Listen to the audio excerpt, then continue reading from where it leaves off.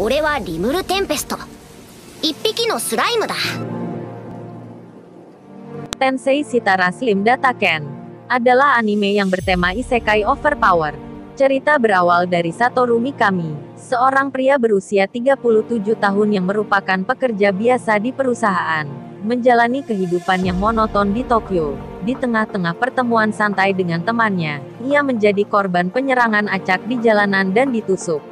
Namun ketika menyerah pada luka-lukanya, sebuah suara aneh bergema di benaknya, dan melafalkan banyak perintah yang tidak dimengerti oleh orang yang sekarat. Ketika Satoru sadar kembali, ia telah bereinkarnasi menjadi sebuah slim di tempat yang ia tidak kenal. Makhluk pertama yang ditemui oleh Rimuru adalah Veldora, naga badai, yang sudah terkurung selama 500 tahun. Setelah mendapatkan kekuatan Veldora dengan janji akan menghancurkan segelnya suatu hari nanti, Rimuru memulai perjalanannya sampai bertemu dengan ras goblin di sebuah hutan.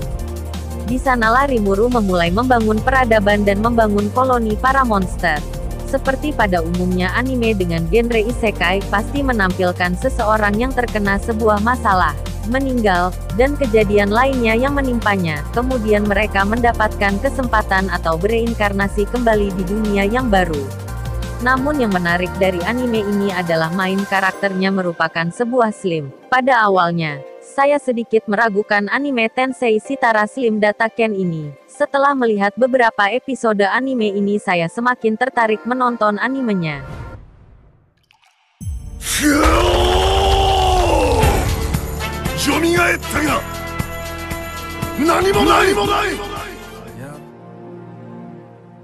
Dr. Stone. Cerita berawal, pada suatu hari yang normal di sebuah SMA. Tiba-tiba muncul cahaya hijau aneh yang entah dari mana asalnya bersinar terang dari kejauhan. Saking terangnya, cahaya itu bisa terlihat dari seluruh penjuru dunia. Kemunculan cahaya hijau itu ternyata baru sebuah permulaan. Kejadian yang lebih tidak terduga terjadi setelah itu. Seluruh umat manusia di muka bumi yang terkena cahaya hijau itu tiba-tiba membatu, termasuk seorang siswa SMA bernama Senku dan kedua temannya yang bernama Taiju dan Yuzuriha. Setelah 3000 tahun berlalu, sebuah keajaiban terjadi. Senku dan Taiju yang semula membatu seperti manusia lainnya tiba-tiba kembali hidup. Mereka terkejut melihat dunia telah berubah 180 derajat, seperti kembali ke zaman batu. Dunia di mana dulu mereka tinggal telah tiada, akan tetapi keadaan tersebut tidak membuat mereka putus asa.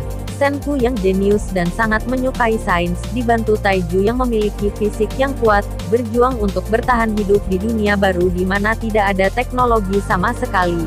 Sembari berusaha mencari cara untuk membangkitkan Yuzuriha yang masih membatu, mereka berkomitmen untuk membangun kembali peradaban manusia dari nol.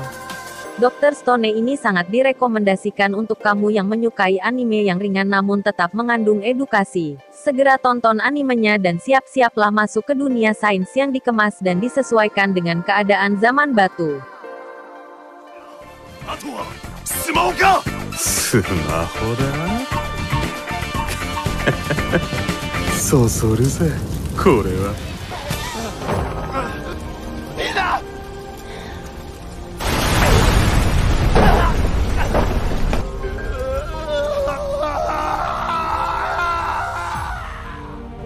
Tokyo Revenger. Anime Tokyo Revengers menceritakan kehidupan seorang pekerja bernama Hanagaki Takemichi berumur 26 tahun. Takemichi adalah seorang perjaka yang hidup dalam apartemen jelek berdinding tipis. Bosnya 6 tahun lebih muda darinya dan dia selalu diperlakukan tidak layak dan tidak sopan. Selama hidup, Takemichi hanya memiliki pacar saat SMP bernama Tachibana Hinata. Suatu saat Takemichi mendengar kabar bahwa Hinata terbunuh karena ditabrak truk yang melibatkan geng berandalan bernama Tokyo Manji. Dihantui pesimisme, ketika berada di peron stasiun, Takemichi didorong oleh seseorang ke rel dengan kereta yang segera tiba. Ketika dia mengira akan mati, ternyata dia kembali ke masa lalu. Tepatnya 12 tahun lalu saat dia masih duduk di bangku SMP dan sedang menjalani kehidupan bahagia bersama Tachibana Hinata. Saat ia sadar jika ia kembali ke masa lalu, ia pun berusaha mengubah nasibnya. Takemichi tak ingin melarikan diri lagi dan akan berusaha menyelamatkan Hinata dengan menyusup masuk ke dalam geng Tokyo Manji. Toman. yang diketuai oleh berandalan terkuat bernama Manjiro Sano, Miki. Tokyo Revengers menjadi anime yang paling hype dan selalu masuk 10 besar trending YouTube saat ini. Serial satu ini menjadi tontonan wajib para penikmat anime di seluruh dunia.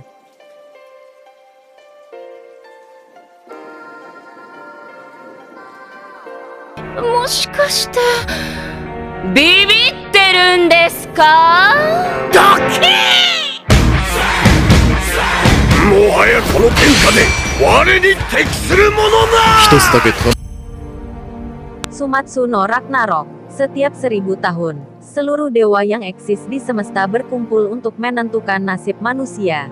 Dalam pertemuan terbaru, tendensi manusia untuk merusak alam mulai membuat para dewa kesal. Mayoritas dewa sudah sepakat untuk menghancurkan umat manusia.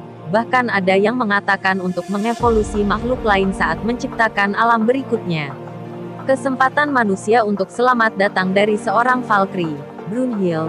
Ia berhasil memancing para dewa untuk setuju memicu Ragnarok, pertempuran manusia versus dewa. 13 manusia terkuat dari sepanjang sejarah akan diadu melawan 13 dewa. Kalau pihak manusia menang 7 pertandingan, maka manusia akan bertahan sampai 1000 tahun lagi, di mana para dewa akan kembali rapat kalau dewa menang. Sesuai rencana, manusia hancur. Hal menarik dari anime ini bukan hanya dewa Yunani, Jepang, Mesir, dan Norse. Kamu juga bisa menemukan nama Buddha dan Shiva di sana. Sosok-sosok ini pun diperlihatkan siap melawan para jawara manusia yang juga bukan hanya dari golongan pahlawan tapi juga tokoh terkenal yang mendunia lainnya.